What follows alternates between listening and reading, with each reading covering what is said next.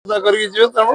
party ଅଫିସରେ ଏଠି ହେଇକି ଯିବେ କାରଣ ଯୋଉମାନେ ପ୍ରମୁଖ କାର୍ଯ୍ୟକର୍ତ୍ତା ତାଙ୍କ ସାଙ୍ଗରେ ଆସିଛନ୍ତି ସମସ୍ତେ ଜଗନ୍ନାଥ ଦର୍ଶନ ଯିବେ ଆଜି ଦିନ ବେଳେ ଜଗନ୍ନାଥ ଦର୍ଶନ କରିକି ପୁଣି ସେ ବ୍ୟାକ୍ କରିଯିବେ ଫେରିଯିବେ ତେଣୁ ଏଠି କାର୍ଯ୍ୟକ୍ରମ ସେଇ ଦୃଷ୍ଟିରୁ ଗୋଟେ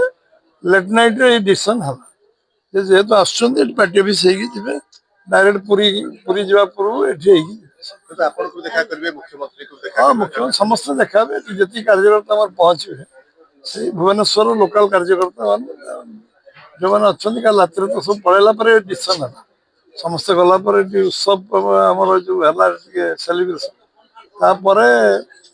ଏଇ କାର୍ଯ୍ୟକ୍ରମଟା ସ୍ଥିର ହେଲା ସେମାନେ ରାତିରେ ଲେଟ୍ ନାଇଟ୍ରେ ବାହାରିବେ ସକାଳ 6ରେ ପହଞ୍ଚିବେ 7ରେ ପହଞ୍ଚିବେ ଏଇ କଥା ହେଲା ପରେ ଏଠି ପ୍ରୋଗ୍ରାମ ପୁଣି ହେଲା ଯେ ଜଗନ୍ନାଥ ଦର୍ଶନ ପୁଣି ଦିନ ବେଳେ ବନ୍ଦ ଅଛି ସେ ପୁଣି ବହୁତ ଡେରି ହେଇଯିବ ରାତି ହେଇଯିବ ତେଣୁ ସେମାନେ ଏଠୁ ଆର୍ଲି ସାରିକି ଦର୍ଶନ କରି ପୁଣି ଦେଖ ଆମ ପରିବାର ଲୋକ ଆମର ତ ଅତିଥି କେହି ନୁହେଁ ଗେଷ୍ଟ କେହି ନୁହେଁ ସମସ୍ତେ ପରୀକ୍ଷାରେ ପାସ୍ କରିଗଲେ ଆପଣ କଣ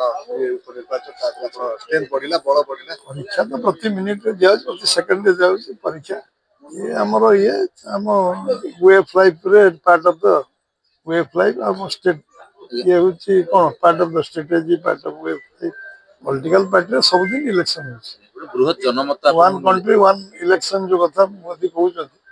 ସେଇଟା ଯୋଉ ଗୋଟିଏ ଥର ଇଲେକ୍ସନ ହବ 100 ଥର ହବନି ଏବଂ ସବୁଦିନ ପରୀକ୍ଷା ନିରୀକ୍ଷା ହଉଛି